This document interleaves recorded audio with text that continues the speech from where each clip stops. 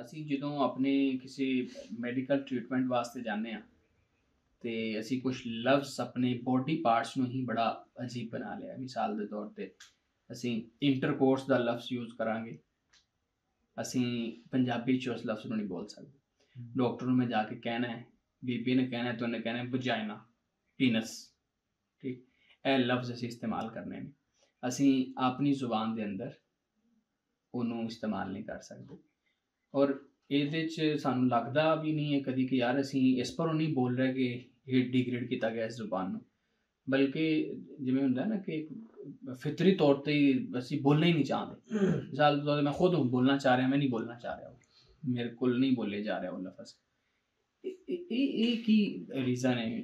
Doctor ਕੋਲ ਜਾ ਕੇ ਬਾਬਾ ਕਿਵੇਂ ਸਮਝਾਏਗਾ ਕਿ ਮੇਰੇ ਪਿਨਸ ਕੋ ਮਸਲਾ ਹੈ, ਠੀਕ। ਔਰ ਉਹਦੇ ਤੋਂ ਇਲਾਵਾ ਉਹ ਕਿਵੇਂ ਸਮਝਾਏਗਾ ਕਿ ਮੈਨੂੰ ਬਵਾਸੀਰ ਤਾਂ ਚਲੋ ਅਸੀਂ ਸਮਝ ਲੈਂਦੇ ਹਾਂ, ਬਵਾਸੀਰ ਹੁਣ ਨਹੀਂ ਬਵਾਸੀਰ ਹੈ, ਉਹ ਵੀ ਟਰਮਨੋਲੋਜੀ ਜਿਹੜੀ ਹੈ ਨਾ ਉਹ ਅਸੀਂ ਕਿਤੋਂ ਬਾਹਰੋਂ ਹੀ ਕੀਤੀ ਹੈ।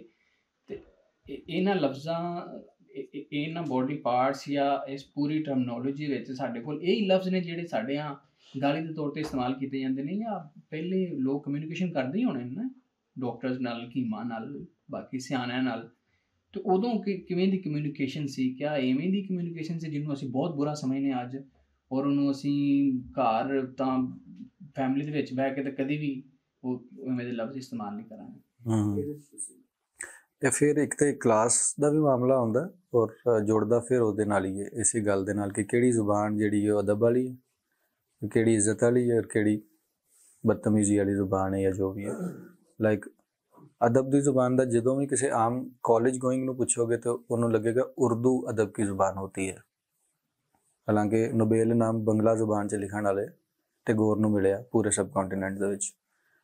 तो अंग्रेज़ी में अगर आप समझाएंगे तो वो साइंस की ज़ुबान है, तो डॉक्टर ਨੂੰ ਵੀ अगर समझाना हो तो ਅਸੀਂ ਉਹ ਟਰਮਨੋਲੋਜੀਜ਼ ਅਸੀਂ ਵਰਤ ਰਹੇ ਹਾਂ। ਲੇਕਿਨ ਇਮੈਜਿਨ ਕਰੋ ਕਿ ਤੁਸੀਂ ਕਿਸੇ ਇੱਕ ਐਸੇ ਇਲਾਕੇ 'ਚ ਰਹਿ ਰਹੇ ਹੋ ਜਿੱਥੇ ਨਾ ਉਰਦੂ ਹੈ ਅਤੇ ਨਾ ਅੰਗਰੇਜ਼ੀ, ਕਿਸੇ ਨੂੰ ਹੀ ਨਹੀਂ ਆਉਂਦੀ, ਤੇ ਲੋਕ ਤਾਂ ਜੀ ਰਹੇ ਨੇ। ਇਨਸਾਨ ਜੀਂਦਾ ਹੀ ਇੰਝ ਕਿ ਕਮਿਊਨੀਕੇਟ ਕਰੇ, ਇੱਕ ਦੂਜੇ ਨੂੰ ਦੱਸੇ। ਪਿੰਡ 'ਚ ਮੈਂ ਪਿੰਡ ਦਾ ਸਾਰਾ ਬੈਕਗਰਾਊਂਡ ਵੇਖਿਆ, ਮੈਨੂੰ ਕੋਈ ਪ੍ਰੋਬਲਮ ਨਹੀਂ ਹੋਈ ਇਹ ਸਾਰੇ ਲਫ਼ਜ਼ ਸੁਣਦਿਆਂ ਹੋਇਆਂ ਵੀ, ਕਿਉਂਕਿ ਉਹੀਓ ਲੋਕ ਬਾਹਰ ਗਾਲਾਂ ਤਾਂ ਕੱਢ ਰਹੇ ਨੇ ਉਹਨਾਂ ਲਫ਼ਜ਼ਾਂ ਨੂੰ ਇਸਤੇਮਾਲ ਕਰਕੇ, ਅਤੇ ਅੰਦਰ ਉਹ ਲਫ਼ਜ਼ ਜਿਹੜੇ ਨੇ ਬਦਤਮੀਜ਼ ਬਣ ਜਾਂਦੇ ਨੇ। ਪਿੰਡ 'ਚ ਕੀ ਹੁੰਦਾ ਸੀ, ਮੈਂ ਫੁੱਟਬਾਲ ਖੇਡਦਾ ਰਿਹਾ ਕਾਲਜ ਦੇ ਵਿੱਚ, ਅਤੇ ਉਹਦੇ 'ਚ ਜ਼ਿਆਦਾਤਰ ਫੁੱਟਬਾਲ ਜਿਹੜਾ ਜਾਂ ਤਾਂ ਉਹ ਵੱਖੀ ਦੇ ਵਿੱਚ ਸਿਰ 'ਚ ਨੱਕ 'ਚ ਵੱਜ ਜਾਂਦਾ, ਅਤੇ ਜਾਂ ਫਿਰ ਕਿਤੇ ਵੱਜਦਾ ਨਲਾਂ 'ਤੇ। So that is a very appropriate word to display. ਅਤੇ ਅਸੀਂ ਨਾਰਮਲ ਕਹਿੰਦੇ ਓਏ ਕੀ ਹੋਇਆ, ਉਹਨੇ ਇਹ ਕਿਉਂ ਲੰਮਾ ਪੈ ਗਿਆ, ਓਏ ਉਹਦੇ ਨਲਾਂ 'ਤੇ ਲੱਗ ਗਈ। ਦੈਟਸ ਇਟ, ਕਮਿਊਨੀਕੇਸ਼ਨ ਹੋ ਗਈ, ਗਾਲ ਵੀ ਨਹੀਂ ਕੱਢੀ। ਕੋਈ ਵੀ ਲਫ਼ਜ਼ ਤੁਸੀਂ ਇਸਤੇਮਾਲ ਕਰ ਸਕਦੇ ਹੋ, ਲੇਕਿਨ ਉਹ ਫਿਰ ਹੀ ਕਲਾਸ ਸਿਸਟਮ ਜਿਹੜਾ ਹੈ ਉਹ ਬਣ ਜਾਂਦਾ ਹੈ। ਕਿ ਮੈਂ ਫਿਰ ਕਹਿ ਰਿਹਾ ਕਿ ਇਮੈਜਿਨ ਕਰੋ ਕਿ ਜ਼ੁਬਾਨ ਹੈ ਹੀ ਪੰਜਾਬੀ, ਅਤੇ ਇੱਕ ਬੰਦਾ ਹੁਣ ਕੁਰਲਾਉਂਦਾ ਪਿਆ, ਰੋਂਦਾ ਪਿਆ, ਉਹਨੂੰ ਸੱਟ ਵੀ ਉੱਥੇ ਲੱਗ ਗਈ, ਹੁਣ ਕੁਝ ਤਾਂ ਕਹੇਗਾ ਨਾ। ਪੀਨਸ ਤਾਂ ਉਹਨੂੰ ਲਫ਼ਜ਼ ਹੀ ਨਹੀਂ ਆਉਂਦਾ, ਠੀਕ ਹੈ। ਉਰਦੂ 'ਚੋਂ ਕਹਿ ਹੀ ਨਹੀਂ ਸਕਿਆ ਕਿ ਉਜ਼ਵੇ ਤਨਾਸਲ 'ਤੇ ਸੱਟ ਲੱਗ ਗਈ, ਅਤੇ ਉਹਦਾ ਕਿਸੇ ਨੂੰ ਪਤਾ ਹੀ ਕੋਈ ਨਹੀਂ। ਅਤੇ ਇਹ ਤੁਹਾਨੂੰ ਜਿਹੜਾ ਪੀਨਸ ਕਿਸੇ ਨੇ ਸਿਖਾਇਆ, ਕਿਹਨੇ ਸਿਖਾਇਆ? ਅੰਗਰੇਜ਼ੀ ਨੇ ਸਿਖਾਇਆ, ਬਸ ਕਿਸੇ ਟੀਚਰ ਸਿਖਾਇਆ ਜਾਂ ਡਾਕਟਰ ਸਿਖਾਇਆ ਜਾਂ ਆਲੇ ਦੁਆਲੇ ਦੇ ਲੋਕਾਂ ਨੇ ਕਿਹਾ, ਅਤੇ ਤੁਹਾਡੀ ਵੋਕੈਬਲਰੀ ਦੇ ਵਿੱਚ ਉਹ ਭਰਿਆ ਗਿਆ ਕਿ ਵੀ ਤੁਸੀਂ ਇੰਝ ਬੋਲਣਾ ਅਤੇ ਇਹ ਲਫ਼ਜ਼ ਜਿਹੜਾ ਉਹ ਇੱਜ਼ਤ ਦੇ ਕਾਬਲ ਹੈ। ਹਾਲਾਂਕਿ ਮਤਲਬ ਉਹਦਾ ਵੀ ਉਹੀ ਹੈ, ਇੰਟਰਕੋਰਸ ਦਾ ਮਤਲਬ ਇੰਟਰਕੋਰਸ ਹੀ ਹੈ, ਪ੍ਰੋਸੈਸ ਉਹੀ ਹੈ, ਪਰ ਤੁਸੀਂ ਉਹਨੂੰ ਕਹਿ ਨਹੀਂ ਰਹੇ ਹੋ। ਉਹੀ ਗੱਲ ਹੈ ਕਿ ਜਦੋਂ ਤੁਸੀਂ ਆਪਣੀ ਬੋਲੀ ਨੂੰ ਪੜ੍ਹੋਗੇ, ਸਿੱਖੋਗੇ, ਔਰ ਉਹਨੂੰ ਉਹ ਇੱਜ਼ਤ ਮਿਲੇਗੀ ਜਿੰਨੀ ਬਾਕੀ ਬੋਲੀਆਂ ਨੂੰ ਮਿਲੀ ਹੈ, ਫਿਰ ਮੈਨੂੰ ਲੱਗਦਾ ਕਿ ਇਹ ਲਫ਼ਜ਼ ਜਿਹੜੇ ਨੇ ਫਿਰ ਉਹਦੇ ਮੁਤਬਾਦਲ ਵੀ ਨਿਕਲਣਗੇ।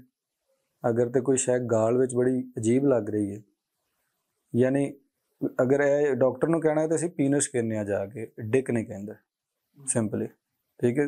ਉਹ ਬਾਇਓਲੋਜੀਕਲ ਜੀ ਟਰਮ ਬਣ ਜਾਂਦੀ ਹੈ ਪੀਨਸ। ਮੈਂ ਆਪਣੇ ਬੱਚੇ ਨੂੰ ਵੀ ਪੰਜਾਬੀ ਸਿਖਾਈ ਹੈ, ਔਰ ਇੰਟੈਂਸ਼ਨਲੀ ਡਿਸਾਈਡ ਕੀਤਾ ਕਿ ਤੂੰ ਜੋ ਬੋਲਣਾ ਨਾ ਬੋਲ, ਤੂੰ ਮਾਂ ਹੁੰਦੀ, ਮੈਂ ਤੇਰੇ ਨਾਲ ਲੜਾਈ ਨਹੀਂ ਕਰਾਂਗਾ, ਲੇਕਿਨ ਮੈਨੂੰ ਤੂੰ ਰੋਕਣਾ ਨਹੀਂ ਹੈ ਪੰਜਾਬੀ ਬੋਲਣਾ। ਅੱਛਾ, ਹੁਣ ਉਹ ਬੱਚਾ ਜਦੋਂ ਛੋਟੇ ਛੋਟੇ ਲਫ਼ਜ਼ ਬੋਲਣ ਲੱਗ ਗਿਆ ਤਾਂ ਬੋਲਦਾ ਹੈ ਕਿ ਅਬੂ ਤੂੰ ਕਰ ਹੈ, ਤੂੰ ਨਾ ਜਾ। ਮੈਂ ਉਹਨੂੰ ਕਹਿੰਦਾ ਮੈਂ ਲੌਟ ਜਾਵਾਂਗਾ, ਕੰਮ ਕਰਾਂਗਾ, ਪੈਸੇ ਲੈ ਕੇ ਆਵਾਂਗਾ, ਫਿਰ ਆਪਾਂ ਚੀਜ਼ ਲਾਂਗੇ। ਉਹ ਕਹਿੰਦਾ ਤੂੰ ਨਾ ਜਾ।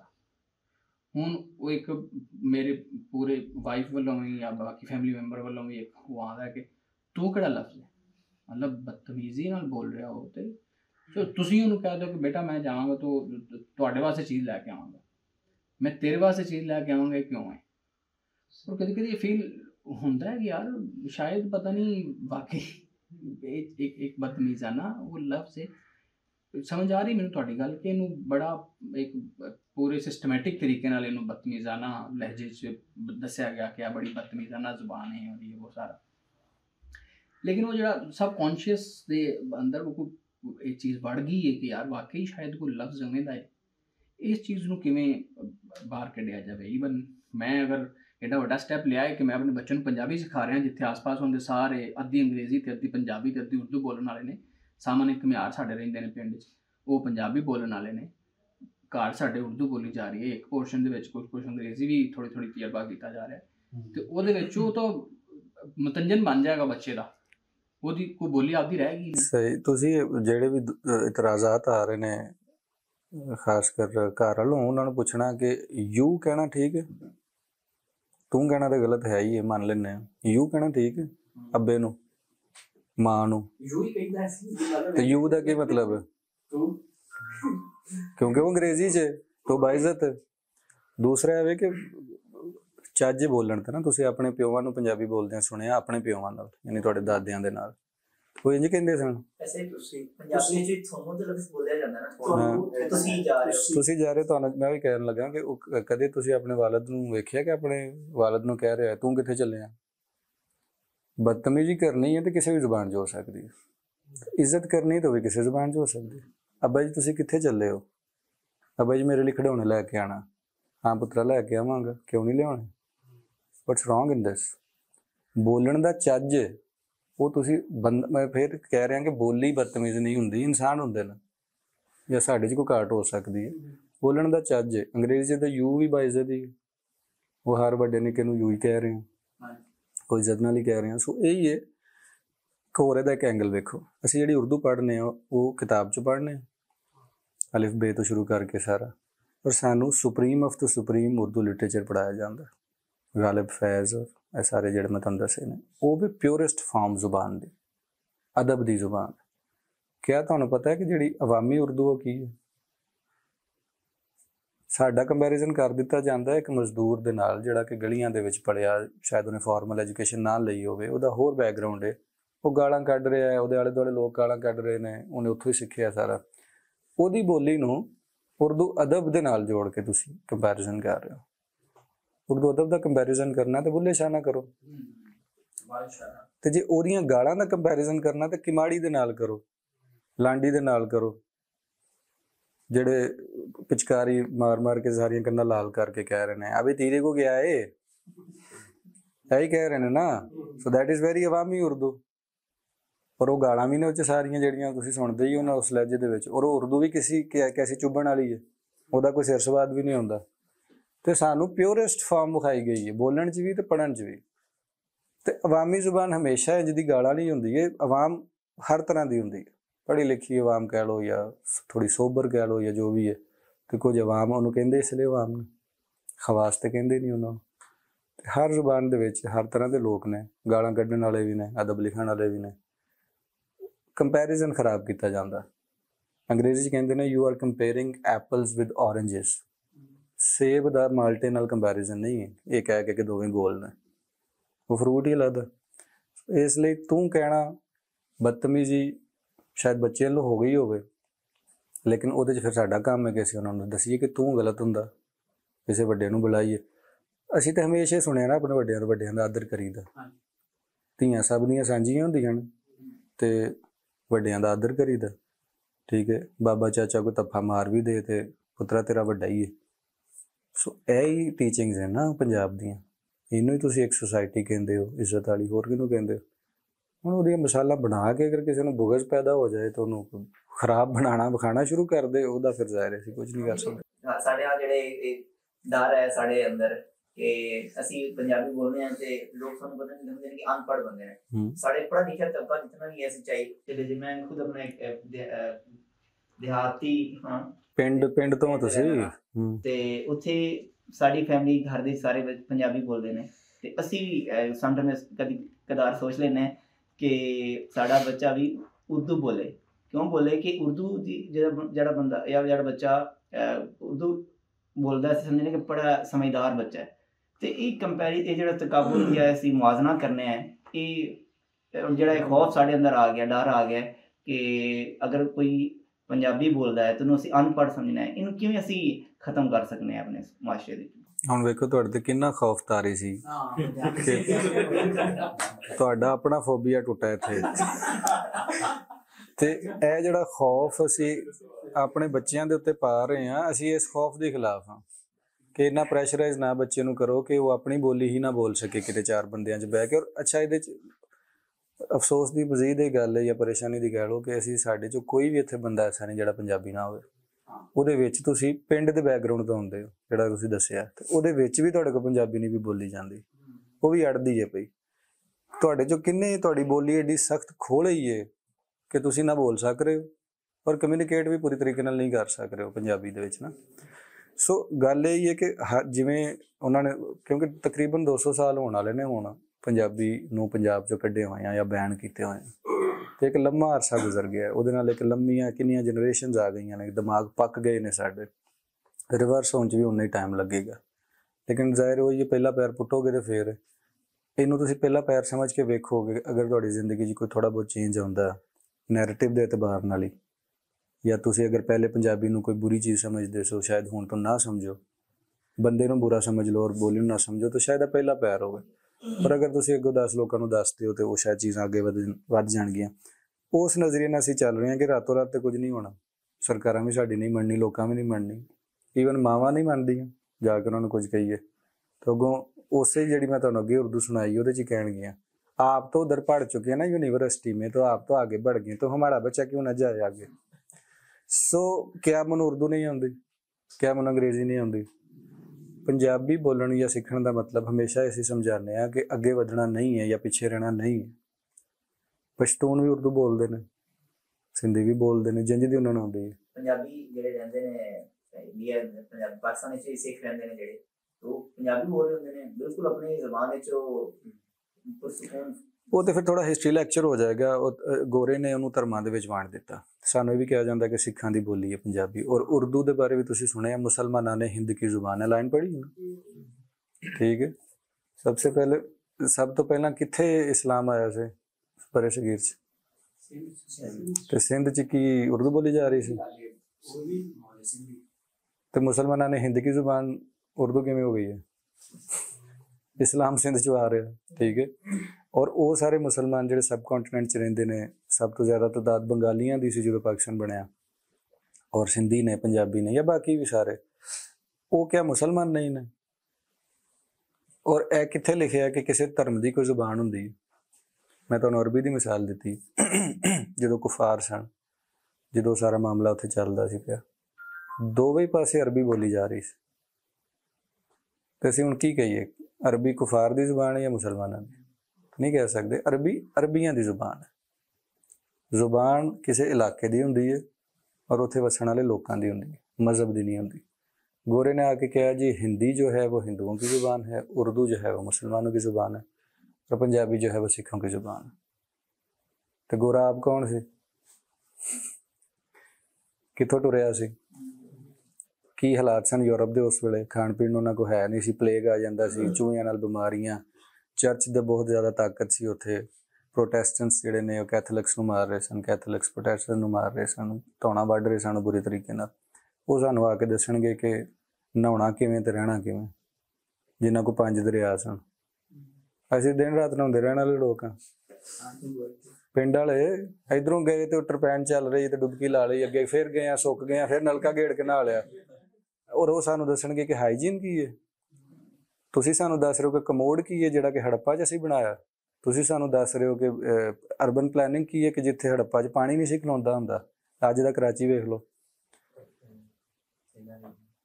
ਹੋਰ ਵੀ ਸਾਰੀਆਂ ਚੀਜ਼ਾਂ ਸਾਡੀਆਂ ਆਪਣੀਆਂ, ਇੱਕ ਲੰਮੀ ਸਾਡੀ ਉਹਦੇ ਤੋਂ ਮਤਲਬ ਟੋਟਲ ਤਰੀਕਾ ਹੀ ਆਉਂਦਾ ਨਾ ਕਿ ਤੁਹਾਨੂੰ ਤੁਹਾਡੀ ਹਿਸਟਰੀ ਤੋਂ, ਤੁਹਾਡੀ ਜ਼ੁਬਾਨ ਤੋਂ ਅਲੱਗਾ ਕਰ ਦਿੱਤਾ ਜਾਏ ਔਰ ਤੁਸੀਂ ਉਹਨਾਂ ਨੂੰ ਸੁਪਰੀਮ ਮੰਨਣਾ ਸ਼ੁਰੂ ਕਰ ਦਿਓ। ਤੁਸੀਂ ਹੁਣ ਯੂਰਪ ਨੂੰ ਹੀ ਵੇਖਦੇ ਆ ਜਾਂ ਅਮਰੀਕਾ ਨੂੰ ਵੇਖਦੇ ਆ, ਠੀਕ ਹੈ, ਐਡਵਾਂਸਮੈਂਟ ਆ ਗਈ, ਸਾਰਾ ਕੁਝ ਹੋ ਗਿਆ, ਲੇਕਿਨ ਅਸੀਂ ਉਹ ਨਹੀਂ ਆ ਜੋ ਤੁਸੀਂ ਸਾਨੂੰ ਦੱਸ ਰਹੇ ਹੋ। ਅਸੀਂ ਐਡਵਾਂਸ ਲੋਕ ਹੀ ਹਾਂ, ਪਹਿਲੇ ਵੀ ਸਾਂ ਔਰ ਹੁਣ ਵੀ ਹਾਂ, ਤਹਿਜ਼ੀਬ ਯਾਫਤਾ ਲੋਕ ਹਾਂ। ਸਾਡੀ ਇੱਕ ਬੋਲੀ ਹਜ਼ਾਰਾਂ ਸਾਲ ਪੁਰਾਣੀ, ਅਸੀਂ ਉਹ 'ਚ ਲਿਟਰੇਚਰ ਲਿਖਿਆ, ਅਸੀਂ ਗੀਤ ਗਾਉਂਦੇ ਹਾਂ, ਸਾਡੇ ਕੋਲ ਮਿਊਜ਼ਿਕ ਹੈ, ਮੁਸੱਵਰੀ ਹੈ, ਫੈਸ਼ਨ ਹੈ, ਖਾਬੇ ਨੇ, ਹਰ ਉਹ ਚੀਜ਼ ਹੈ ਜਿਹੜੀ ਕਿਸੇ ਵੀ ਇੱਕ ਮਾਡਰਨ ਸਿਵਲਾਈਜੇਸ਼ਨ 'ਚ ਹੁੰਦੀ ਹੈ, ਉਹਦੇ ਨਾਲ ਨਫ਼ਰਤ ਜਿਹੜੀ ਹੈ ਉਹ ਨਾ ਕੀਤੀ ਜਾਏ, ਬੱਚਿਆਂ ਕੋਲ ਉਹਨਾਂ ਦੀ ਬੋਲੀ ਨਾ ਖੋਈ ਜਾਏ। ਇਹ ਇੱਕ 1 ਪੁਆਇੰਟ ਏਜੰਡਾ। ਇਹ ਬਦਲੇਗਾ, ਤੁਹਾਡਾ ਜਿਹੜਾ ਸਵਾਲ ਸੀ ਉਹਦਾ ਇਹ ਕਿ ਗ੍ਰੈਜੂਅਲੀ ਬਦਲੇਗਾ, ਇੱਕਦਮ ਤੇ ਨਹੀਂ ਬਦਲੇਗਾ। ਪਰ ਮਾਵਾਂ ਨੂੰ ਸਮਝਾਉਣਾ ਪਏਗਾ ਕਿ ਕੁਝ ਨਹੀਂ ਫਰਕ ਪੈਂਦਾ, ਤੁਸੀਂ ਵੀ ਪੰਜਾਬੀ ਬੋਲ ਕੇ ਵੱਡੀਆਂ ਹੋਈਆਂ ਜੇ, ਠੀਕ ਹੈ।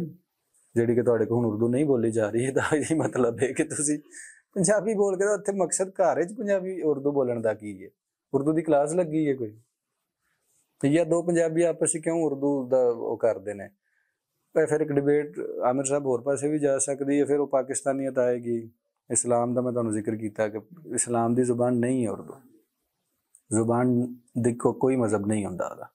ਪਰ ਪਾਕਿਸਤਾਨੀਅਤ ਦੀ ਜਿੱਥੇ ਤੱਕ ਗੱਲ ਹੈ ਕਿ ਉਰਦੂ ਤੁਹਾਨੂੰ ਸਕੂਲਾਂ 'ਚ ਪੜ੍ਹਾਈ ਨਹੀਂ ਜਾ ਰਹੀ, ਪੜ੍ਹੀ ਜਾਓ, ਇੰਨੀ ਕੁ ਆ ਜਾਏਗੀ ਕਿ ਤੁਸੀਂ ਕਿਸੇ ਪਸ਼ਤੂਨ ਨਾਲ ਗੱਲ ਕਰ ਲਓ, ਸਿੰਧੀ ਨਾਲ ਗੱਲ ਕਰ ਲਓ, ਬਟ ਆਪਣੀ ਜ਼ੁਬਾਨ ਕਤਲ ਕਰਕੇ ਨਹੀਂ। ਉਰਦੂ ਸਿੱਖਣ ਲਈ ਕਿਤੇ ਨਹੀਂ ਲਿਖਿਆ ਕਿ ਵੀ ਤੁਸੀਂ ਪੰਜਾਬੀ ਮਾਰੋ। ਇਸੇ ਗੱਲ ਤੇ ਆਪਣੇ ਉਸਤਾਦ ਸਾਹਿਬ ਦੀ ਇੱਕ ਗੱਲ ਤੁਹਾਡੇ ਨਾਲ ਸ਼ੇਅਰ ਕਰਾਂਗਾ। ਦੋਸਤ ਬੈਠੇ ਕਲਾਸ ਫੈਲੋ, ਇਹਨਾਂ ਦੇ ਦੇਣ ਚ ਆ ਜਾਏਗੀ। ਸ਼ੈਫੁਲ ਹਦੀਸ ਨੇ ਸਾਡੇ, ਤੇ ਉਹ ਪੰਜਾਬੀ ਦੀ ਤਰਫੋਂ ਥੋੜਾ ਜਿਹਾ ਜ਼ੋਰ ਦਿੰਦੇ। ਉਹ ਦੱਸਦੇ ਹੁੰਦੇ ਕਿ ਪੰਜਾਬੀ ਜਿਹੜੀ ਹੈ ਤੁਹਾਡੀ ਮਾਂ ਬੋਲੀ ਹੈ। ਜਿਹੜਾ ਪੰਜਾਬੀ ਨੂੰ ਭੁੱਲ ਗਿਆ ਉਹ ਮਾਂ ਬੋਲੀ ਨੂੰ ਭੁੱਲ ਗਿਆ, ਜਿਹੜਾ ਮਾਂ ਬੋਲੀ ਨੂੰ ਭੁੱਲ ਗਿਆ ਉਹ ਮਾਂ ਨੂੰ ਭੁੱਲ ਗਿਆ, ਜਿਹੜਾ ਮਾਂ ਨੂੰ ਭੁੱਲ ਗਿਆ ਉਹਨੇ ਮਾਂ ਦੀ ਬੇਅਦਬੀ ਕੀਤੀ, ਮਾਂ ਦੀ ਬੇਅਦਬੀ ਕੀਤੀ। ਤੇ ਮਾਂ ਦੀ ਬੇਅਦਬੀ ਦਾ ਜਿਹੜਾ ਸਜ਼ਾ ਹੈ ਉਹ ਤੁਹਾਨੂੰ ਸਾਰਿਆਂ ਨੂੰ ਪਤਾ ਹੈ, ਉਹਦੀ ਸਜ਼ਾ ਮਿਲ ਰਹੀ ਹੈ ਨਾ ਸਾਨੂੰ।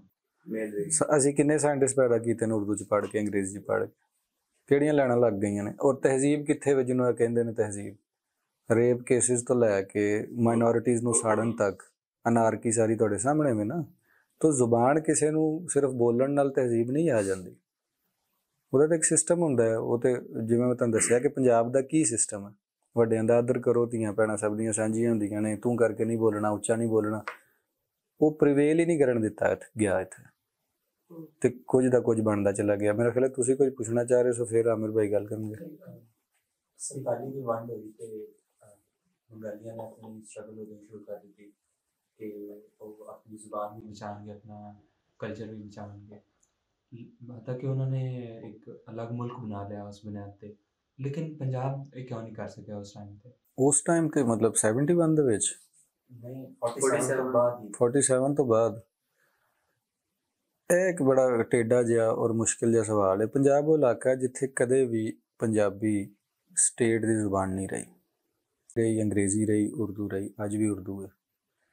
ਸਿੰਧ ਵਿੱਚ ਸਿੰਧੀ ਪਹਿਲੇ ਵੀ ਸੀ, ਅੱਜ ਵੀ ਚੱਲਦੀ ਪਈ। ਔਰ ਇਸੇ ਤਰ੍ਹਾਂ ਮਹਾਰਾਸ਼ਟਰ ਦੀ ਗੱਲ ਕਰ ਲਓ, ਸਬ ਕੰਟੀਨੈਂਟ ਦੇ ਬਾਕੀ ਏਰੀਆਜ਼ ਦੀ ਗੱਲ ਕਰ ਲਓ। ਸੋ ਇਹਨੂੰ ਹਮੇਸ਼ਾ ਹੀ ਕਿਸੇ ਸਰਕਾਰੀ ਦਰਬਾਰੇ ਇਹਦੀ ਕੋਈ ਸੁਣਵਾਈ ਨਹੀਂ ਹੋਈ, ਕਿਸੇ ਬਾਦਸ਼ਾਹ ਨੇ, ਰਾਜੇ ਮਹਾਰਾਜੇ ਨੇ ਇਹਨੂੰ ਆਪਣੀ ਬੋਲੀ ਨਹੀਂ ਕਿਹਾ ਜਾਂ ਉਹਨੂੰ ਲਾਗੂ ਹੀ ਨਹੀਂ ਕੀਤਾ। ਤੇ ਇਹ ਹਮੇਸ਼ਾ ਤੋਂ ਲੋਕਾਂ ਦੀ ਲੁਕਾਈ ਦੀ ਬੋਲੀ ਰਹੀ। ਇਸ ਲਈ ਸੂਫੀ ਬਾਬਿਆਂ ਨੇ ਇਹੀਓ ਬੋਲੀ ਵਰਤੀ ਆਪਣਾ ਪੈਗਾਮ ਦੇਣ ਵਾਸਤੇ ਵੀ।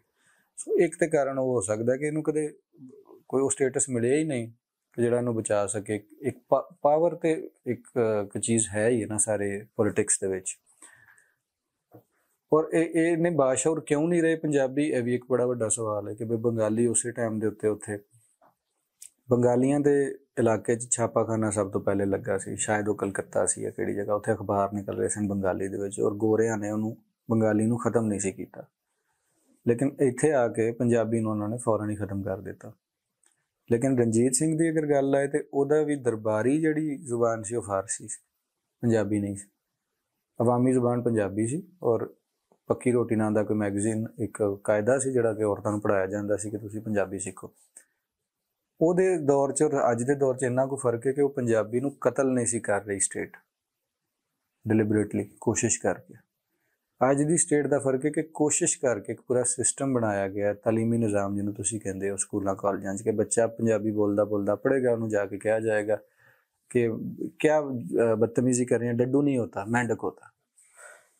ਨਿੱਕਾ ਜਿਹਾ ਜ਼ਹਿਨ ਹੈ ਨਾ, ਤੇ ਉਹਨੂੰ ਕੀ ਪਤਾ ਡੱਡੂ, ਤੇ ਉਹਨੇ ਮਾਂ ਕੋਈ ਸਿੱਖਿਆ ਡੱਡੂ ਹੁੰਦਾ, ਤੇ ਜਿਹੜੀ ਉਸਤਾਨੀ ਉਹ ਚਪੇੜ ਮਾਰ ਕੇ ਆ ਰਹੀ ਮੈਂਡਕ ਹੁੰਦਾ। ਅੱਗੋਂ ਕੋਈ ਹੋਰ ਮਾਸਟਰ ਜੋੜਦਾ, ਉਹ ਕਹਿੰਦਾ ਫਰੋਗ ਹੁੰਦਾ, ਰਾਈਟ। ਸੋ ਇੱਕ ਛੋਟਾ ਜਿਹਾ ਕੱਚਾ ਜ਼ਹਿਨ ਜਿਹਨੂੰ ਬਹੁਤ ਜ਼ਿਆਦਾ ਕਨਫਿਊਜ਼ ਤੁਸੀਂ ਕੀਤਾ ਹੋਇਆ। ਤੇ ਦੂਸਰੀ ਗੱਲ ਹੈ ਕਿ ਤੁਸੀਂ ਡੱਡੂ ਵੀ ਸਿਖਾਓ, ਫਰੋਗ ਵੀ ਸਿਖਾਓ ਔਰ ਮੈਂਡਕ ਵੀ ਸਿਖਾਓ, ਲੇਕਿਨ ਇਹ ਤੇ ਨਾ ਕਹਿ ਕੇ ਜਾਓ ਕਿ ਡੱਡੂ ਕਹਿਣਾ ਗਲਤ ਹੋਤਾ ਜਾਂ ਬੁਰਾ ਹੋਤਾ, ਤੇ ਮਾਂ ਉਹਦੀ ਡੱਡੂ ਕਹਿ ਰਹੀ ਉਹ ਗਲਤ ਹੈ। ਆਪਣੇ ਹੀ ਘਰ 'ਚ ਬੱਚੇ ਜਿਹੜੇ ਨੇ ਉਹਨਾਂ ਨੂੰ ਲੱਗਦਾ ਮਾਵਾਂ ਜਾਹਲ ਨੇ ਕਿਉਂਕਿ ਉਹ ਡੱਡੂ ਕਹਿ ਰਹੀਆਂ।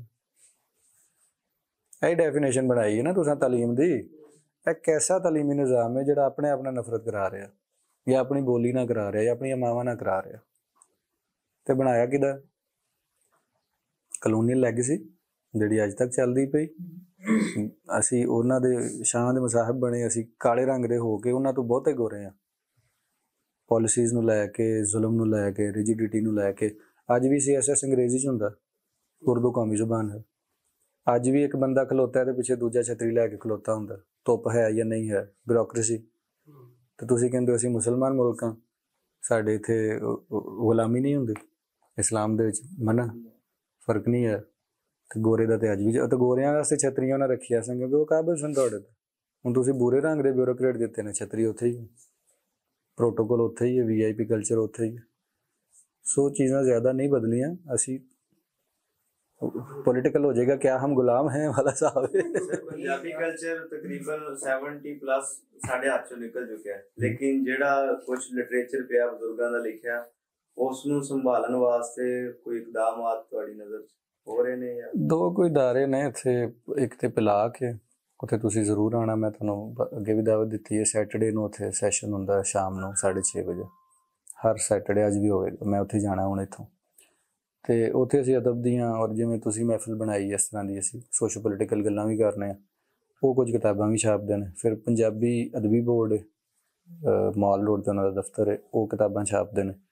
ਫਿਰ ਕੁਝ ਹੋਰ ਛੋਟੇ ਛੋਟੇ ਤਨਜ਼ੀਮਾਂ ਨੇ, ਜਿਵੇਂ ਬੁੱਲੇ ਸ਼ਾਹ ਨੂੰ ਮੰਨਣ ਵਾਲੇ ਲੋਕਾਂ ਨੇ ਬੁੱਲੇ ਸ਼ਾਹ ਦੇ ਦੀਵਾਨ ਛਾਪੇ। ਇਸੇ ਤਰ੍ਹਾਂ ਵਾਰਿਸ ਸ਼ਾਹ ਸੁਸਾਇਟੀ, ਇਸ ਤਰ੍ਹਾਂ ਹੋਰ ਲੋਕਾਂ ਨੇ ਇੰਡੀਵਿਜੂਅਲੀ ਕੰਮ ਕੀਤਾ। ਲੇਕਿਨ ਗੱਲ ਉਹੀ ਹੈ ਕਿ ਤੁਸੀਂ ਜੜ ਪੱਟ ਕੇ ਫਲ ਨਹੀਂ ਖਾ ਸਕਦੇ। ਕਿਤਾਬਾਂ ਸਾਰੀਆਂ ਛਾਪ ਦਿਓ ਸ਼ਾਇਰਾਂ ਦੀਆਂ, ਤੇ ਪੰਜਾਬੀ ਪੜ੍ਹਨ ਹੀ ਨਾ ਦਿਓ ਸਕੂਲ 'ਚ, ਉਹ ਕਿਤਾਬ ਪੜ੍ਹਨੀ ਕਿੰਨੇ ਨੂੰ। ਸੋ ਮੈਂ ਘਾਟੇ ਦਾ ਸੌਦਾ ਕੀਤਾ ਹੋਇਆ। ਮੈਂ ਉਰਦੂ 'ਚ ਅਫਸਾਨੇ ਲਿਖੇ, ਉਹਨਾਂ ਦੀ ਥੋੜ੍ਹੀ ਜਿਹੀ ਤਾਰੀਫ ਵੀ ਹੋਈ, ਔਰ ਉਹ ਬਾਅਦ 'ਚ ਛਾਪਦੇ ਰਹੇ। ਔਰ ਮੈਂ ਉਰਦੂ 'ਚ ਐਕਸੈਲ ਕਰਕੇ ਈਵਨ ਪਾਕਿਸਤਾਨ ਪੂਰੇ 'ਚ ਜਾ ਸਕਦਾ ਸਾਂ, ਕਿਉਂਕਿ ਸਿੰਧੀ ਵੀ ਪੜ੍ਹਦੇ ਨੇ, ਉਹਨਾਂ ਨੂੰ ਬਲੋਚੀ ਵੀ ਉਰਦੂ ਪੜ੍ਹਦੇ ਨੇ ਸਾਰੇ। ਮੈਂ ਉਹ ਸਾਰਾ ਕੁਝ ਛੱਡ ਕੇ ਪੰਜਾਬੀ 'ਚ ਲਿਖ ਰਿਹਾ, ਜਿਹਨੂੰ ਪੜ੍ਹ ਵੀ ਕੋਈ ਨਹੀਂ ਰਿਹਾ। ਪਰ ਗੱਲ ਫਿਰ ਉਹੀ ਹੈ, ਕੋਈ ਤਾਂ ਨਜ਼ਰੀਆ ਹੋਵੇ, ਕੋਈ ਤਾਂ ਆਈਡੀਓਲੋਜੀ ਹੋਵੇ, ਕੋਈ ਤਾਂ ਆਪਣੀ ਇੱਜ਼ਤ ਹੋਵੇ, ਕੋਈ ਮੂੰਹ ਮੁਹਾਂਦਰਾ ਹੋਵੇ। तो मैं पंजाबी ਨੂੰ ਚੁਣ ਲਿਆ ਲਿਖਣ ਵਾਸਤੇ, ਜੋ ਹੋਏਗੀ ਫਿਰ ਵੇਖੀ ਜਾਏਗੀ। ਲੈਕਚਰਰ ਦੇ ਸੀਟਾਂ ਆਉਂਦੀਆਂ, ਇੰਗਲਿਸ਼ ਦੂਜੀਆਂ, ਉਰਦੂ ਸਾਰੀਆਂ ਆਉਂਦੀਆਂ। ਮੈਂ ਰਹੀਮੀਆ ਖਾਨ ਦਾ ਪੜ੍ਹਿਆ ਹੋਇਆ, ਅਤੇ ਉੱਥੇ 2016-17 ਦੀ ਗੱਲ ਹੈ ਕਿ ਡਿਪਾਰਟਮੈਂਟ ਪਹਿਲੇ ਹੁੰਦਾ ਸੀ, ਫਿਰ ਉਸ ਤੋਂ ਪਹਿਲੇ ਦੀ ਗੱਲ ਹੈ ਬਲਕਿ, ਅਤੇ ਉਹਨਾਂ ਨੇ ਬੰਦ ਕਰਤਾ, ਖ਼ਤਮ ਕਰਤਾ। ਹੁਣ ਜਦੋਂ ਤੁਸੀਂ ਨਾ ਲੈਕਚਰਰ ਦੀਆਂ ਸੀਟਾਂ ਕੱਢੋਗੇ ਈਵਨ, ਔਰ ਨਾ ਹੀ ਤੁਸੀਂ ਇੱਦਾਂ ਡਿਪਾਰਟਮੈਂਟ ਬੰਦ ਕਰਦੇ ਜਾਓਗੇ ਔਰ ਮੁਖਤਲਿਫ ਕਾਲਜਾਂ 'ਚੋਂ। ਹਾਂ, ਅਗਰ ਇਹਦੀ ਕੋਸ਼ਿਸ਼ ਇੱਦਾਂ ਰਿਵਾਈਵ ਹੋ ਸਕਦੀ, ਇੱਕ ਤਾਂ ਤੁਹਾਡੀ ਕੋਸ਼ਿਸ਼ ਹੈਗੀ ਹੈ, ਅੱਲਾ ਉਹਨੂੰ ਕਾਮਯਾਬ ਕਰੇ। ਅੱਗੇ ਤੁਸੀਂ ਐਜ਼ ਅ ਲੈਕਚਰਰ ਵੀ ਥੋੜ੍ਹੇ ਬਹੁਤੇ ਕੁਛ ਇਨੀਸ਼ੀਏਟਿਵ ਲੈਣ, ਹਕੂਮਤ ਉਦੋਂ ਲਵੇ ਕਿ ਮੈਂ ਲੈਕਚਰਰ ਭਰਤੀ ਕਰਾਂਗੇ, ਅਸੀਂ ਇੱਦਾਂ ਕਰਾਂਗੇ, ਅਤੇ ਫਿਰ ਕੁਛ ਨਾ ਕੁਛ ਰਿਵਾਈਵਿੰਗ ਜ਼ਿਆਦਾ ਬਿਹਤਰ ਹੋ ਸਕਦੀ ਹੈ। ਇਹ ਜਦੋਂ ਖ਼ਤਮ ਕਰ ਦੋਗੇ, ਨਾ ਤੁਸੀਂ ਐਡਸ ਦੇਵੋਗੇ, ਅਤੇ ਫਿਰ ਤਾਂ ਪੰਜਾਬੀ ਉੱਦਾਂ ਹੀ ਮਰ ਜਾਏਗੀ। ਇੱਕ ਤਾਂ ਬੋਲਣ ਦੀ ਗੱਲ ਹੈ, ਇਹ ਫਿਰ ਐਜੂਕੇਸ਼ਨ ਲੈਵਲ 'ਤੇ ਵੀ ਇਹਨਾਂ ਸਿਸਟਮ ਖ਼ਤਮ ਹੋ ਜਾਏਗਾ। ਤੁਹਾਡਾ ਸਵਾਲ ਹੈ, ਹਮੇਸ਼ਾ ਅਸੀਂ ਵੀ ਡਿਸਕਸ ਕਰਨੇ ਹਾਂ ਕਿ ਜ਼ੁਬਾਨ ਨੂੰ ਜਦੋਂ ਤੁਸੀਂ ਇਕੋਨਮੀ ਤੋਂ ਤੋੜਦੇ ਹੋ ਤਾਂ ਉਹ ਜ਼ੁਬਾਨ ਮਰਦੀ ਹੈ, ਜਿਹਨੂੰ ਇਕੋਨਮੀ ਨਾਲ ਜੋੜਦੇ ਹੋ ਜ਼ੁਬਾਨ ਵੱਧ ਜਾਂਦੀ ਹੈ। ਅਸੀਂ ਸਾਰੇ ਉਰਦੂ ਕਿਉਂ ਸਿੱਖਦੇ ਹਾਂ ਜਾਂ ਅੰਗਰੇਜ਼ੀ ਕਿਉਂ ਸਿੱਖਦੇ ਹਾਂ? ਕਿਉਂਕਿ ਅਸੀਂ ਜਿੱਥੇ ਇੰਟਰਵਿਊ ਦੇਣ ਜਾਣਾ ਉੱਥੇ ਹੀ ਦੋ ਜ਼ੁਬਾਨਾਂ ਵਰਤੀਆਂ ਜਾਣਗੀਆਂ, ਭਾਵੇਂ ਕੋਈ ਛੋਟੀ ਕੰਪਨੀ ਹੋਵੇ, ਭਾਵੇਂ ਕੋਈ ਵੱਡੀ ਕੰਪਨੀ ਹੋਵੇ। ਇਸੇ ਤਰ੍ਹਾਂ ਪੰਜਾਬੀ 'ਚ ਲੈਕਚਰਸ਼ਿਪ ਤੋਂ ਇਲਾਵਾ ਵੀ ਅਗਰ ਤੁਸੀਂ ਪੰਜਾਬੀ ਪੜ੍ਹਾਉਣ ਦਾ ਕਰੋਗੇ ਤਾਂ ਹਜ਼ਾਰਾਂ ਹੀ ਸਟੂਡੈਂਟਸ ਜਿਹੜੇ ਨੇ, ਟੀਚਰ ਜਿਹੜੇ ਨੇ ਉਹ ਚਾਹੀਦੇ ਹੋਣਗੇ। ਫਰਦਰ ਉਹਨੂੰ ਅਗਰ ਤੁਸੀਂ ਸਿਸਟਮ 'ਚ ਲੈ ਕੇ ਆਓਗੇ ਕਿ ID ਕਾਰਡ ਤੁਸੀਂ ਪੰਜਾਬੀ 'ਚ ਬਣਾਉਣਾ, ਜਾਂ ਅਦਾਲਤੀ ਨਿਜ਼ਾਮ 'ਚ ਤੁਸੀਂ ਲਿਖ ਸਕਦੇ ਹੋ ਦਰਖਾਸਤ ਪੰਜਾਬੀ ਦੇ ਵਿੱਚ, ਉੱਧਰੋਂ ਸਿੰਧ ਦੀ ਤਰ੍ਹਾਂ ਹੀ ਇਕੋਨਮੀ ਨਾਲ ਉਹ ਫਰਦਰ ਜੁੜਦੀ ਚਲੀ ਜਾਏਗੀ। ਫਿਰ ਲੋਕ ਮਜਬੂਰੀ ਨਾਲ ਵੀ ਪੈਸਾ ਕਮਾਉਣ ਦੇ ਕਰਕੇ ਵੀ ਪੰਜਾਬੀ ਸਿੱਖਣਗੇ। ਸੋ ਉਹ ਹੀ ਅਸੀਂ ਅਦਾਲਤਾਂ ਦੇ ਬੂਹੇ ਵੀ ਖੜਕਾਏ ਨੇ, ਅਦਾਲਤ ਨੇ ਸਾਡੇ ਹੱਕ 'ਚ ਫੈਸਲਾ ਵੀ ਦਿੱਤਾ ਹੈ। ਫਿਰ ਪ੍ਰਵੀਨ ਮਲਿਕ ਸਾਹਿਬਾਂ ਨੇ ਲਿਸਟ ਬਣਾ ਕੇ ਕਿ ਕਿੱਥੇ ਕਿੱਥੇ ਪੰਜਾਬੀ ਟੀਚਰ ਚਾਹੀਦਾ, ਉਹ ਵੀ ਬਣਾ ਕੇ ਸਰਕਾਰਾਂ ਨੂੰ ਦਿੱਤੀ। ਸਾਡੇ ਇੱਕ ਦੋਸਤ ਇਜਾਜ਼ ਨੇ, ਉਹ ਐਜੂਕੇਸ਼ਨ ਡਿਪਾਰਟਮੈਂਟ ਦੇ ਵਿੱਚ ਹਨ, ਉਹਨਾਂ ਕੋਲ ਥੋੜ੍ਹੀ ਜਿਹੀ ਪਾਵਰ ਆਈ ਅਤੇ ਉਹਨਾਂ ਨੇ ਨਵੀਆਂ ਸੀਟਾਂ ਕ੍ਰੀਏਟ ਵੀ ਕੀਤੀਆਂ, ਲੋਕਾਂ ਨੂੰ ਲਵਾਈਆਂ।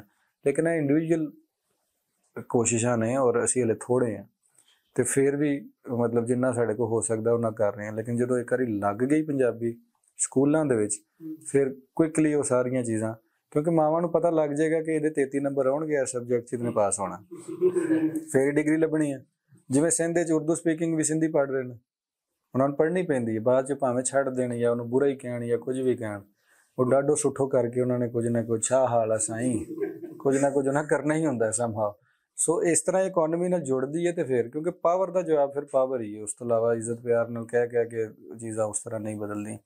ਪਰ ਮੈਨੂੰ ਇਹ ਲੱਗ ਰਿਹਾ ਸੀ ਕਿ ਸ਼ਾਇਦ ਅਸੀਂ ਕਹਾਣੀ ਤੇ ਵੀ ਕੋਈ ਗੱਲ ਕਰਾਂਗੇ ਤੇ ਤੁਸੀਂ ਉਸ ਰੰਗੋ ਦੀ ਪੰਜਾਬੀ ਲੁਗਤ ਤੇ ਕਿਤਾਬੀ ਸੂਰਤ 'ਚ ਵੀ ਕੋਈ ਕੰਮ ਹੋਇਆ? ਹਾਂਜੀ 6 ਜਿਲਦਾਂ ਦੀ ਇਹਨਾਂ ਨੇ ਪਲਾਕ ਵਾਲਿਆਂ ਨੇ ਛਾਪੀ ਹੈ। ਉਸ ਤੋਂ ਪਹਿਲੇ ਮੁਹੰਮਦ ਆਸਫ ਖਾਨ ਸਾਹਿਬ ਦੀ ਵੀ ਹੈ ਜਿਹੜੀ ਪੰਜਾਬੀ ਅਰਬੀ ਬੋਰਡ ਤੋਂ ਮਿਲ ਜਾਏਗੀ ਤੁਹਾਨੂੰ। ਕਹਿ ਰਹੀ ਸੀ ਕਿ ਕਹਾਣੀ ਤੇ ਗੱਲ ਹੋਈ ਸੀ, ਮੈਂ ਜਿਵੇਂ ਅਰਜ਼ ਕੀਤਾ ਸੀ ਕਿ ਇੱਕ ਡਿਫਰੈਂਟ ਸਾਡੀ ਆਡੀਅנס ਹੈ, ਕਿਉਂਕਿ ਆਮ ਤੌਰ ਤੇ ਜਿਵੇਂ ਅਦਬੀ ਬੈਠਕ ਹੁੰਦੀ ਉੱਥੇ ਆਮ ਤੌਰ ਤੇ ਰਾਈਟਰਸ ਦੇ ਲੋਕ ਹੁੰਦੇ ਨੇ ਤੇ ਉਹ ਕਹਾਣੀ ਤੇ ਗੱਲ ਕਰਦੇ ਨੇ, ਕਹਾਣੀ ਕਿਵੇਂ ਦੀ ਹੈ, ਕਿਵੇਂ ਬਿਹਤਰ ਹੋ ਸਕਦੀ ਹੈ, ਕਿਰਦਾਰ ਕਿਸ ਤਰ੍ਹਾਂ ਦੇ ਨੇ, ਜਾਂ ਜਿਹੜਾ ਖਿਆਲ ਪ੍ਰੈਜ਼ੈਂਟ ਕੀਤਾ ਜਾ ਰਿਹਾ। ਨੋ ਡਾਊਟ ਤੁਹਾਡੀ ਕਹਾਣੀ ਦਾ ਜਿਹੜਾ ਖਿਆਲ ਹੈ ਬੜਾ ਕੰਟੈਂਪਰੇਰੀ ਹੈ, ਬੜਾ ਡਿਫਰੈਂਟ ਹੈ।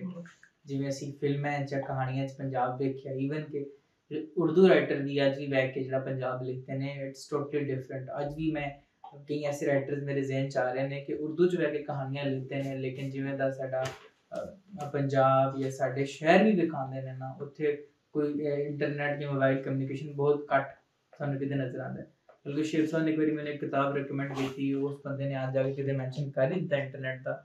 ਉਹ ਮੈਨੂੰ ਕਹਾਣੀ ਏਡੀ ਬੋਰਿੰਗ ਲੱਗੀ ਕਿ ਮੈਂ ਕਿਹਾ ਯਾਰ ਇਹਨੂੰ ਲੱਗਦਾ ਹੈ ਕੁਝ ਸਮਝ ਨਹੀਂ ਸੀ, ਉਹਨੇ ਕੋਈ ਜ਼ਬਰਦਸਤੀ ਕਹਾਣੀ ਲਿਖੀ, ਉਹ ਮੈਂ ਅੱਧੀ ਛੱਡਤੀ। ਮੈਂ ਕਿਹਾ ਇਹ ਮੇਰੇ ਪੱਲੇ ਨਹੀਂ ਪੈ ਰਹੀ। ਬਟ ਤੁਹਾਡਾ ਖਿਆਲ ਬੜਾ ਕੰਟੈਂਪਰੇਰੀ ਤੇ ਬੜਾ ਉਹਨੂੰ ਆਰਗੇਨਾਈਜ਼ਡ ਔਰ ਬੜਾ ਸਿੰਪਲ ਵਿੱਚ ਤੁਸੀਂ ਉਹਨੂੰ ਪੰਜਾਬੀ 'ਚ ਕਮਿਊਨੀਕੇਟ ਕੀਤਾ। ਮੈਂ ਇੱਕ ਨਾ ਅਕੈਡਮੀ 'ਚ ਉਰਦੂ ਪੜ੍ਹਾਉਣਾ ਤੇ ਮੈਂ ਚਾਹੁੰਦਾ ਕਿ ਤੁਸੀਂ ਮੈਨੂੰ ਥੋੜ੍ਹਾ ਜਿਹਾ ਮੇਰੀ ਰਹਿਨੁਮਾਈ ਕਰ ਦਿਓ ਤਾਂ ਕਿ ਮੈਂ ਬੱਚਿਆਂ ਨੂੰ ਪੜ੍ਹਾਉਂਦਿਆਂ ਇੱਕ ਖੁਦ ਤੋਂ ਕਹਾਣੀ ਲਿਖਵਾਉਣਾ ਉਹਨਾਂ ਕੋਲੋਂ। ਉਹਨੂੰ 3 4 5 ਬੱਚਿਆਂ ਦਾ ਗਰੁੱਪ ਬਣਾ ਕੇ ਨਾ ਉਹਨਾਂ ਕੋਲ ਖੁਦ ਉਹ ਕਹਾਣੀਆਂ ਲਿਖਦੇ ਨੇ। ਇੱਕ ਦਿਨ ਦੀ ਸਰਗਰਮੀ ਹੁੰਦੀ ਹੈ, ਹਫ਼ਤੇ 'ਚ ਇੱਕ ਦਿਨ ਹੁੰਦਾ ਕਿ ਨਹੀਂ ਤਾਂ ਬੱਚੇ ਸੋਚਦੇ ਨੇ, ਗੌਰ ਫਿਕਰ ਕਰਦੇ ਨੇ ਤੇ ਉਸ ਤੋਂ ਬਾਅਦ ਕਹਾਣੀਆਂ ਲਿਖਦੇ ਨੇ। ਅਫਸਾਨੇ ਵੀ ਮੈਂ ਉੱਧਰ ਵੀ ਜਾ ਰਿਹਾ ਸੀ ਅਫਸਾਨੇ ਦੀ ਤਰਫ ਵੀ, ਲੇਕਿਨ 1-2 ਬੱਚਿਆਂ ਨੇ ਲਿਖੇ ਨੇ ਅਫਸਾਨੇ ਵੀ, ਲੇਕਿਨ ਉਸ ਤੋਂ ਪਹਿਲੇ ਮੈਂ ਉਹਨਾਂ ਨੂੰ ਕਹਾਣੀਆਂ ਲਿਖਵਾਉਣ ਦੇ ਖੁਦ ਤੋਂ ਪ੍ਰੈਕਟਿਸ ਕਰਵਾ ਰਿਹਾ ਅੱਜ ਕੱਲ੍ਹ। ਅਤੇ ਤੁਸੀਂ ਮੈਨੂੰ ਥੋੜ੍ਹਾ ਜਿਹਾ ਗਾਈਡ ਦੱਸ ਦਿਓ, ਰਹਿਨੁਮਾਈ ਕਰ ਦਿਓ ਕਿ ਮੈਂ ਕਿਵੇਂ ਇਹਨੂੰ ਮਜ਼ੀਦ ਬਿਹਤਰੀ ਕਿਵੇਂ ਲਿਆ ਸਕਣਾ ਅਤੇ ਕਹਾਣੀ ਦੀ ਲਿਖਣ ਦੀ ਜਿਹੜੀ ਉਹਦੀ ਬੁਨਿਆਦ ਹੁੰਦੀ ਹੈ ਉਹਨੂੰ ਉਸ ਤੋਂ ਇਲਾਵਾ ਜਿਹੜੀ ਚੀਜ਼ਾਂ ਜ਼ਿਆਦਾ ਜ਼ਰੂਰੀ ਨੇ, ਅਫਸਾਨੇ ਦੇ ਜ਼ਿਆਦਾ ਜ਼ਰੂਰੀ ਨੇ, ਉਹ ਦੱਸ। ਅੱਛਾ, ਕ੍ਰੀਏਟਿਵ ਰਾਈਟਿੰਗ ਦੇ ਕਈ ਤਰ੍ਹਾਂ ਦੇ ਨਾ ਕੋਰਸਿਸ ਵੀ ਹੁੰਦੇ ਨੇ, ਤੁਹਾਨੂੰ ਪਤਾ ਹੈ। ਹੁਣ ਜਾ ਕੇ ਕੁਝ ਲੋਕਾਂ ਦਾ ਮੰਨਣਾ ਹੈ ਕਿ ਕ੍ਰੀਏਟਿਵ ਰਾਈਟਿੰਗ ਆ ਨਹੀਂ ਸਕਦੀ ਸਿੱਖਣ ਨਾਲ, ਇਹ ਕੁਝ ਜਮਾਂਦਰੂ ਹੀ ਰੱਬੋਂ ਲਈ ਵਧੀਅਤ ਹੋਈ ਹੋਵੇ ਤੇ ਤੁਸੀਂ ਕਰ ਸਕਦੇ ਹੋ। ਕੁਝ ਦਾ ਮੰਨਣਾ ਹੈ ਕਿ ਕਰ ਸਕਦੇ ਹੋ, ਸਿੱਖ ਸਕਦੇ ਹੋ। ਉਹਦੇ 'ਚ ਕਈ ਪ੍ਰੈਕਟਿਸਿਸ ਨੇ। ਹੁਣ ਤੁਹਾਡਾ ਏਜ ਗਰੁੱਪ ਕੀ ਹੈ ਬੱਚਿਆਂ ਦਾ? ਇੰਟਰ ਮੈਟ੍ਰਿਕ ਦੇ ਨੇ ਤੇ ਠੀਕ ਹੈ, ਮਤਲਬ ਮੈਚੋਰ ਨੇ ਇਸ ਅੰਦਾਜ਼ ਨਾਲ। ਤਾਂ ਉਹਦੇ ਕਈ ਪ੍ਰੈਕਟਿਸਿਸ ਹੁੰਦੀਆਂ ਨੇ। ਕਹਾਣੀ ਫੁੱਟਦੀ ਹੈ ਇਮੈਜੀਨੇਸ਼ਨ ਤੋਂ ਔਰ ਆਬਜ਼ਰਵੇਸ਼ਨ ਤੋਂ। ਸਭ ਤੋਂ ਪਹਿਲਾਂ ਆਬਜ਼ਰਵੇਸ਼ਨ ਹੁੰਦੀ ਹੈ ਔਰ ਫਿਰ ਉਹਨੂੰ ਤੁਸੀਂ ਇਮੈਜਿਨ ਕਰਦੇ ਹੋ। ਮਸਲਨ ਤੁਸੀਂ ਮਿਸਾਲ ਦੇ ਹਾਂ ਜੀ, ਬਾਹਰ ਇੱਕ ਬੰਦਾ ਬਾਬਾ ਖਲੋਤਾ ਹੈ ਰੇਹੜੀ 'ਤੇ ਅਮਰੂਦ ਵੇਚ ਰਿਹਾ, ਠੀਕ ਹੈ, ਅਤੇ ਉਹ ਥੋੜ੍ਹੀ ਦੇਰ ਬਾਅਦ ਨਾ ਅਗਰ ਮੈਂ ਉਹਨੂੰ ਖਿੜਕੀ 'ਚ ਵੇਖ ਰਿਹਾ ਅਤੇ ਉਹ ਅਮਰੂਦ ਸੁੱਟ ਕੇ ਨਾ ਅਤੇ ਸੜਕ 'ਤੇ ਲੋਕਾਂ ਨੂੰ ਕਹਿ ਰਿਹਾ ਕਿ ਮੇਰੇ ਅਮਰੂਦ ਡਿੱਗ ਪਏ ਨੇ ਅਤੇ ਮੈਨੂੰ ਕੁਝ ਦਿਓ ਪੈਸੇ। ਫਰਾਡ ਕਰਦਾ ਪਿਆ। ਅਮਰੂਦ ਹੈ ਨੇ, ਵੇਚ ਸਕਦਾ, ਪਰ ਉਹ ਉੱਧਰੋਂ ਕਮਾ ਰਿਹਾ। ਅਤੇ ਇਹਦੇ ਪਿੱਛੇ ਕੀ ਹੋ ਸਕਦਾ? ਬਤੌਰ ਕਹਾਣੀਕਾਰ ਮੈਂ ਸੋਚਾਂਗਾ ਸਿੰਪਲ ਤਾਂ ਇਹ ਕਿ ਜੀ ਹੈ ਤਾਂ ਫਰਾਡ ਹੈ, ਇਹਨੂੰ ਕੁੱਟੋ, ਫੜ ਕੇ ਬਾਹਰ ਕੱਢੋ, ਮੰਗਣ ਡਿਆ। ਫਸਟ ਥਾਟ ਹੈ ਵੇ। ਕਹਾਣੀ ਕਰਨ ਦਾ ਥਾਟ ਨਹੀਂ ਹੁੰਦਾ। ਕਹਾਣੀਕਾਰ ਦਿਮਾਗ ਦੇ ਵਿੱਚ ਜਾਂਦੇ ਨੇ ਕਿ ਮੰਗਣਾ ਤੇ ਬੇਇੱਜ਼ਤੀ ਵਾਲੀ ਗੱਲ ਹੈ, ਅਤੇ ਇਹਨੇ ਵੇਚਣ ਦੀ ਬਜਾਏ ਇਹ ਕਿਉਂ ਕਰਨਾ ਸ਼ੁਰੂ ਕਰ ਦਿੱਤਾ। ਉੱਥੋਂ ਫਿਰ ਤੁਸੀਂ ਇਮੈਜੀਨੇਸ਼ਨ ਸ਼ੁਰੂ ਕਰ ਦਿਓ ਕਿ ਹੋ ਸਕਦਾ ਕਿ ਇਹਨੇ ਵੇਚੇ ਹੋਣ, ਪਹਿਲੇ ਇਹਦੀ ਪੂਰੀ ਨਾ ਪਈ ਹੋਵੇ, ਇਹ ਹਰ ਰੋਜ਼ ਹੀ ਉਹ ਮਰੀਜ਼ ਰੋੜ ਕੇ ਤੇ ਚੁੱਕ ਘਰ ਲੈ ਜਾਂਦਾ, ਫਿਰ ਰੋੜਦਾ, ਫਿਰ ਤੇ ਪ੍ਰੋਫਿਟ ਦੇ ਅਤਬਾਰ ਨਾਲ ਬਿਜ਼ਨਸ ਤੇ ਇਹ ਠੀਕ ਹੈ ਜ਼ਿਆਦਾ, ਠੀਕ ਹੈ। ਮਤਲਬ ਅਗਰ ਅਖਲਾਕੀ ਤੌਰ 'ਤੇ ਬੁਰਾ ਹੈ ਤੇ, ਜਾਂ ਕਿਸੇ ਨੇ ਇਹਨੂੰ ਮਜਬੂਰ ਕੀਤਾ। ਤੀਸਰੀ ਕਹਾਣੀ ਕਿ ਕਿਸੇ ਨੇ ਰੇਹੜੀ ਲਾ ਕੇ ਦਿੱਤੀ, ਤੂੰ ਇਹ ਸਾਰਾ ਕੁਝ ਕਰ, ਤੇਰੇ ਪਿੱਛੇ ਕੀ ਮਸਲੇ ਨਾ, ਕੋਈ ਧੀ ਵਿਆਹਣ ਵਾਲੀ ਹੈ, ਕੋਈ ਹੋਰ ਮਸਲਾ ਹੈ, ਅਤੇ ਤਾਂ ਉਹ ਸਾਰਾ ਕੁਝ ਕਰੀ ਜਾ ਰਿਹਾ, ਜਾਂ ਬਚਪਨ ਤੋਂ ਹੀ ਮੰਗ ਰਿਹਾ ਸੀ। ਤਾਂ ਕਈ ਪੋਸੀਬਿਲਿਟੀਜ਼ ਹੋ ਸਕਦੀਆਂ ਨੇ। ਇਹ ਵੇ imagination. First observation then imagination. So ਬੱਚਿਆਂ ਨੂੰ ਜਦੋਂ ਤੁਸੀਂ ਕਹਿਣਾ ਕਿ ਵੀ ਕਹਾਣੀ ਲਿਖੋ, ਉਸ ਤੋਂ ਪਹਿਲੇ ਇੱਕ ਹਫ਼ਤਾ ਪਹਿਲੇ ਤੁਸੀਂ ਟਾਈਮ ਦੇਣਾ ਉਹਨਾਂ ਨੂੰ ਕਿ ਤੁਸੀਂ ਨਾ ਕਿਸੇ ਕਰੈਕਟਰ ਨੂੰ ਓਬਜ਼ਰਵ ਕਰੋ। ਇਹ ਇੱਕ ਐਕਸਰਸਾਈਜ਼ ਕਈ ਹੋ ਸਕਦੀਆਂ ਨੇ, ਤੁਹਾਨੂੰ ਦੱਸ ਦਿੰਦਾ ਕਿ ਤੁਸੀਂ ਆਪਣੇ ਆਲੇ ਦੁਆਲੇ ਰੋਜ਼ ਜਿੱਥੋਂ ਲੰਘ ਕੇ ਆਉਂਦੇ ਵੇਖ ਕੇ ਆਉਣਾ ਕਿ ਲੋਕੀ ਕੀ ਕਰਦੇ ਨੇ। ਉਹਨਾਂ ਜਿਹੜਾ ਸਭ ਤੋਂ ਇੰਟਰਸਟਿੰਗ ਕਰੈਕਟਰ ਹੋਏਗਾ ਨਾ, ਉਹਨੂੰ ਰੋਜ਼ ਵੇਖਣਾ। ਬੋਲਦਾ ਕਿਵੇਂ, ਉੱਠਦਾ ਕਿਵੇਂ, ਕਰਦਾ ਕੀ ਹੈ, ਹਾਸੇ ਵਾਲੀ ਗੱਲ ਉਹਦੇ 'ਚ ਕੀ ਹੈ, ਮਾੜੀ ਗੱਲ ਕੀ ਹੈ, ਸਾਰਾ ਕੁਝ ਉਹ ਜਦੋਂ ਪੱਕ ਜਾਏਗਾ ਤੁਹਾਡੇ ਜ਼ਿਹਨ 'ਚ, ਤਾਂ ਉਹ ਕਰੈਕਟਰ ਤੁਹਾਡਾ ਬਣ ਜਾਏਗਾ। ਉਸ ਕਰੈਕਟਰ ਨੂੰ ਫਿਰ ਜਿਹੜੀ ਕਲਾਸ ਹੋਏਗੀ ਉਹ 'ਚ ਬਹਿ ਕੇ ਉਸਨੂੰ ਲਿਖਣਾ, ਉਸ ਕਰੈਕਟਰ ਦੇ ਬਾਰੇ, ਉਸ ਕਰੈਕਟਰ ਦੀ ਕਹਾਣੀ ਬਣਾਉਣੀ। ਸੋ ਇਹਦੇ ਨਾਲ ਉਹਨਾਂ ਨੂੰ ਪਤਾ ਲੱਗੇਗਾ ਅੱਛਾ ਅਬਜ਼ਰਵ ਕਿਵੇਂ ਕਰੀਦਾ, ਗੌਰ ਨਾਲ ਕਿਸੇ ਸ਼ੈ ਨੂੰ ਵੇਖੀਦਾ ਕਿਵੇਂ, ਮੋਬਾਈਲ ਦੀ ਸਕਰੀਨ ਤੋਂ ਥੋੜ੍ਹਾ ਜਿਹਾ ਪਰਾਂ ਵੇਖ ਕੇ ਕਿਸ ਤਰ੍ਹਾਂ ਦੁਨੀਆ ਨਜ਼ਰ ਆਉਂਦੀ ਹੈ, ਲੋਕੀ ਜਿੰਝ ਦੇ ਨਜ਼ਰ ਆਉਂਦੇ ਨੇ, ਆਪਣੇ ਸੁਭਾਅ ਤੋਂ ਕਿਉਂ ਆਉਂਦੇ ਨੇ। ਇੱਕ ਐਕਸਰਸਾਈਜ਼ ਤੁਸੀਂ ਉਹਨਾਂ ਕੋਲ ਕਰਾ ਸਕਦੇ ਹੋ। ਫਿਰ ਸਾਨੂੰ ਇੱਕ ਹੋਰ ਕਰਾਈ ਗਈ ਸੀ NCA ਦੇ ਵਿੱਚ ਕਿ ਕੋਈ ਵੀ ਇੱਕ ਖਬਰ ਲੈ ਕੇ ਆਓ ਅਖਬਾਰ ਦੀ। ਜ਼ਿਆਦਾਤਰ ਡਰਾਉਣੀਆਂ ਖਬਰਾਂ ਹੀ ਹੁੰਦੀਆਂ ਨੇ ਵੈਸੇ ਤਾਂ, ਕਿ ਕਤਲ ਹੋ ਗਿਆ ਅਤੇ ਰੋਬਰੀ ਹੋ ਗਈ ਅਤੇ ਫਲਾਣਾ। ਉਸ ਖਬਰ ਦੀ ਸੁਰਖੀ ਤੋਂ ਕਹਾਣੀ ਬਣਾਉਣੀ ਹੈ। ਵਿੱਚ ਸਟੋਰੀ ਨਹੀਂ ਕਹਿਣੀ। ਹਾਂ ਕਿ ਬਈ ਇਹ ਇੱਕ ਬੈਂਕ ਲੁੱਟਿਆ ਗਿਆ ਔਰ ਉਹਦੇ 'ਚ 2 ਡਾਕੂ ਮਾਰੇ ਗਏ ਨੇ, ਇੱਕ ਭੱਜ ਗਿਆ, ਇੰਨੀ ਖਬਰ ਹੈ। ਹੁਣ ਤੁਸੀਂ ਕਹਾਣੀ ਬਣਾਉਣੀ ਹੈ, ਮਰਨ ਵਾਲੇ ਕੌਣ ਨੇ, ਅਤਰੈਵੇ ਮਿਲੇ ਕਿੱਥੇ ਸਨ, ਕੀ ਹੋਇਆ, ਕਿਸ ਤਰ੍ਹਾਂ ਗੋਲੀ ਵੱਜ ਗਈ, ਕਿਸ ਤਰ੍ਹਾਂ ਬਾਕੀ ਹੁਣ ਜਿਹੜਾ ਭੱਜ ਗਿਆ ਉਹ ਕੀ ਕਰੇਗਾ। ਸੋ ਤੁਹਾਨੂੰ ਇੱਕ ਸਪੇਸ ਮਿਲਦੀ ਹੈ ਸੋਚਣ ਵਾਸਤੇ। ਬੱਚਿਆਂ ਨੂੰ ਥੋੜ੍ਹਾ ਟ੍ਰਿਗਰ ਕਰਨਾ ਹੁੰਦਾ, ਟੋਰਨਾ ਹੁੰਦਾ। ਇਹ 2 ਕੁ ਐਕਸਰਸਾਈਜ਼ ਨੂੰ ਤੁਸੀਂ ਕਰਾ ਸਕਦੇ ਹੋ। ਫਰਦਰ ਤੁਸੀਂ ਸੋਸ਼ਲ ਮੀਡੀਆ 'ਤੇ ਕਨੈਕਟ ਹੋ ਜਾਓ ਤਾਂ ਮੈਨੂੰ ਤੰਗ ਕਰ ਦੇਣਾ, ਮੈਂ ਤੁਹਾਨੂੰ ਤੰਗ ਕਰ ਦੇਣਾ ਜੋ ਵੀ ਅੱਗੇ ਬਣਿਆ। ਠੀਕ ਹੈ।